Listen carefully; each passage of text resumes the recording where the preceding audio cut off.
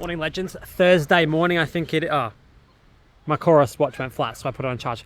Thursday morning, epic day. I got lots of shit to do. This morning I went on a 43k ride powered by the best snack ever, Lifesavers.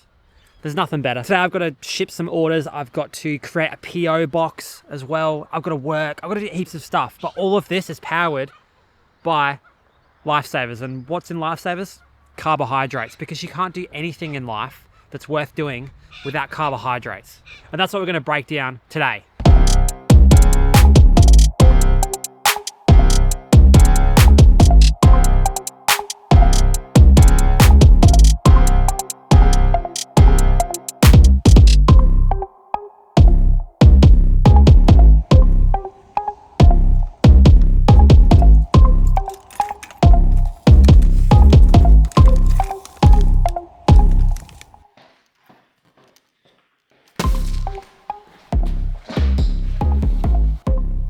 Before anyone says it, this stuff is not going to give you diabetes. That is absolutely stupid. But let's talk about what this does in the body and why it's so important.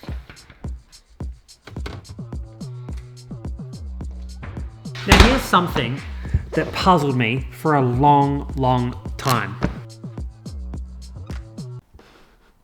Okay, firstly, let's talk about metabolism when running. So this blue line represents the fat that we burn during exercise.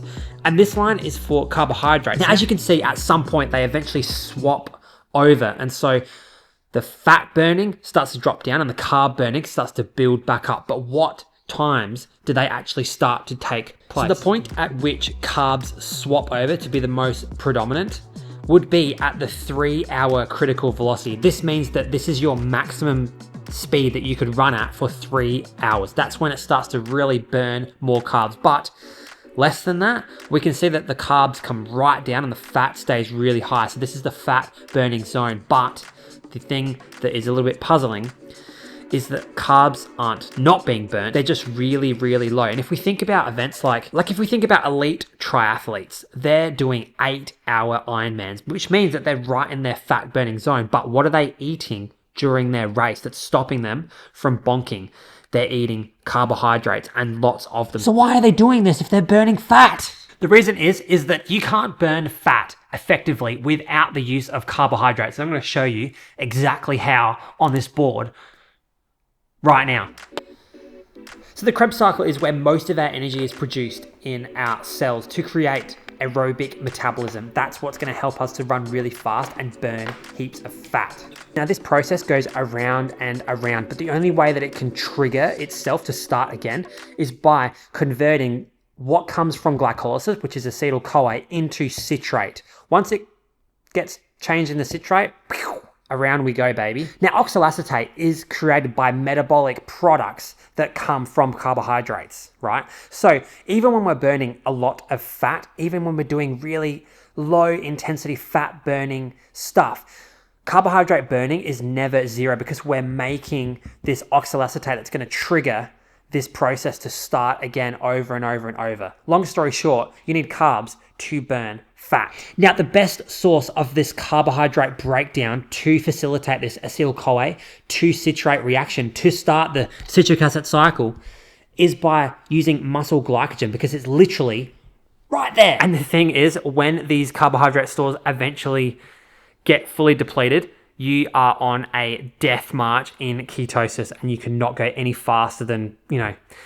well, not really fast. I don't know what that would be, but it'd be extremely slow. Not only that, it's also been shown that if you have chronically depleted carbohydrate stores because you're not fueling workouts and you're not, supplementing carbohydrates throughout the day, you can develop things like RED-S, which is like an energy deficit syndrome. And this has been linked to chronically depleted glycogen stores. So you need to top those motherfuckers up as much as you can. Like, I tend to use this stuff pretty often, the classic sugar water mix in a drink bottle.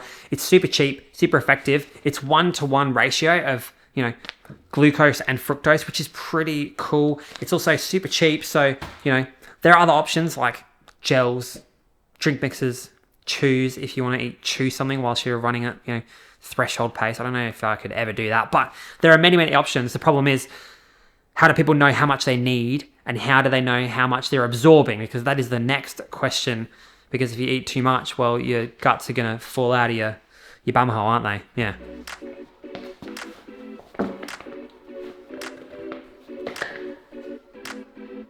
It's crazy to me that there's triathletes out there that are doing 8-hour triathlons and they're consuming so many carbohydrates. Like 100 to 120 grams per hour is absolutely insane. I think one time I did like 90 grams per hour on the bike. And that was like, by the end, I was pretty fried. Like, granted, I probably wasn't going as fast, but it's really hard to get the fuel in. Really, really hard. But they've probably been to a lab and looked at their like metabolic profile and made these very specialized, probably expensive race formulas to get it right. But what about us mere casuals who just need to not bonk in their next race?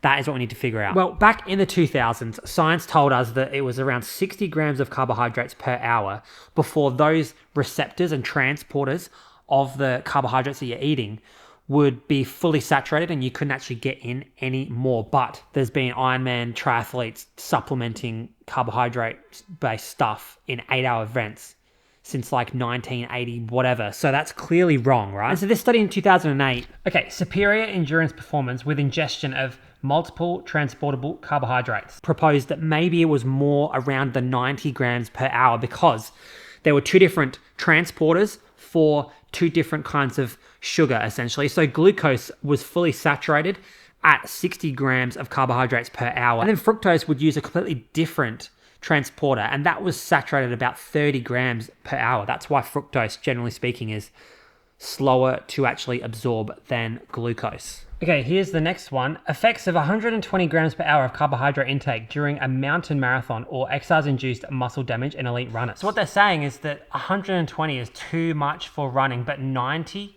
grams per hour is absolutely sick. Now, unfortunately, most of the evidence right now seems to suggest that going above 90 grams per hour is not scientifically proven just yet, but like, these dudes are pushing the limits of carbohydrate intake and seeing performance benefits. It makes you think, if they weren't getting any numbers on the screen telling them that they're getting faster, why would they take the risk of taking way more carbohydrates on than they actually need? Like, it makes no sense. There has to be, at some point, I guarantee you that eventually there will be science that comes out to disprove this 90 grams per hour thing, especially in cycling, but maybe even in running one day. And here's where it gets a little bit more interesting again. Carbohydrate mouth rinses. You don't even have to, take the carbohydrates on board and potentially have the risk of getting diabetes. For efforts under 1 hour in length, you can actually just rinse your mouth with sugar and potentially get some sort of performance improvement. Look at this study. Can carbohydrate mouth rinse improve performance during exercise? A systematic review. Carbohydrate mouth rinse increased performance during moderate to high intensity exercise, 1 hour in duration. Like, I think there's definitely an element of trainability with your gut and being able to absorb more and more fuel, because people have done it and they've slowly increased the amount of carbohydrates they can take in to actually improve their performance. And I personally have had this in the past where I've built myself up on gels and drink mixes to the point where I could really consume quite a lot of energy per hour. So I think there's an element of trainability in this, which people need to go and investigate. Some rich people need to invest in some studies for smart people to conduct to show us that carbohydrate intake is not necessarily limited at 90 grams per hour, and potentially we could push it up if we actually train the gut. But for normal people, I generally think that just using the 1-to-1 glucose fructose is good enough. It's the poor man's carbohydrates. You can get away with a lot with this without having to do the 2-to-1 glucose to fructose. I don't think it necessarily matters too much. Sub-elite athletes are not entirely optimal, and having too much fructose in that 1-to-1 mix rather than 2-to-1 isn't going to necessarily make you ill or anything like that, because it's not a great deal more. I think sugar water should be absolutely perfect. You can use gels and those expensive drink mixes that will get the ratios right. You could also try maltodextrin. I personally cannot stand maltodextrin. It just does not sit well with me. But go out and try all the different carbohydrates that you can find. Chews, gels, drink mixes, make your own concoction. So I think starting with 60 grams of carbs per hour is pretty achievable for most people, providing that you're actually doing the intensity that warrants that. Sometimes you can get away with 30 or 40, or if your run is only like 45 minutes, you're not going to have to fuel at all for that. You should be completely fine. But at the end of the day, you need to remember that if you want to be a better fat burner at a higher intensity, you have to be able to be a better carb digester. So train that gut. And I'll see you guys tomorrow. Peace.